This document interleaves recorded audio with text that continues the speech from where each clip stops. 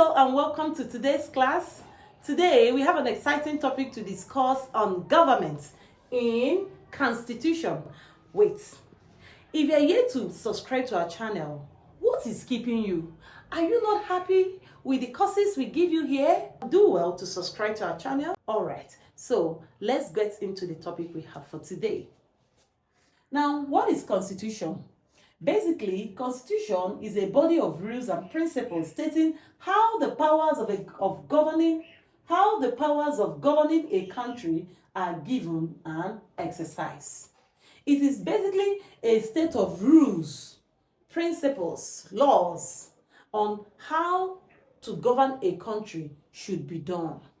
That is what we refer to as what? Constitution. Now, how is this constitution gotten? So we look at the sources of constitution. Number one is history of the people. Now, the history of the people are taken in cognizance during the enactment of constitution, where the people came from or their past constitution, their past political development. It can be called, constitution can be called from there. Acts of Parliament. Acts of Parliament are laws enacted by the Parliament. The Parliament are basically the legislature. So those laws that they make, you can get our constitution from there. Now, another way of getting constitution is judicial precedents. What are judicial precedents? Judicial precedents basically are the things that are seen from a court. Probably, in most cases, it is something that was never found in the constitution, but it was a case handled in the court. For example, in Nigeria, there was a time a certain governor won as the governor-elect, but was never sworn in. Some days to his being sworn in, he died. Now, the deputy cannot be the governor because he has not been sworn in. So this became a problem. So something like that, when they go to court, after analyzing it, it can form constitution. The courts can bring it, the court can bring it to the legislature, and they can now impute it in the law. Okay, the next one is customs and traditions.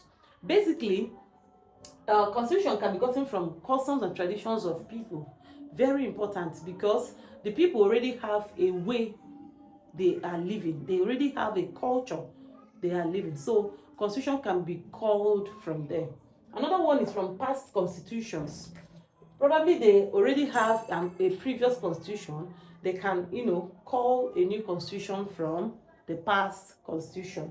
Constitutional conferences. Sometimes some constitutions are very difficult, or some issues or challenges a country is facing. They can pass through some constitutional conferences and get some things resolved. After that, whatever they resolved can now be part of the constitution. The conventions. Conventions are accepted political practices. Those practices that politically is accepted, we refer to them as what? Conventions. They can become statutory sometimes, like in Britain. You discover that they function mostly by conventions, accepted political practices, especially in the head of state, that is the Queen or the King's house. So they have certain things they are to do and certain things they are not to do. These are accepted political practices.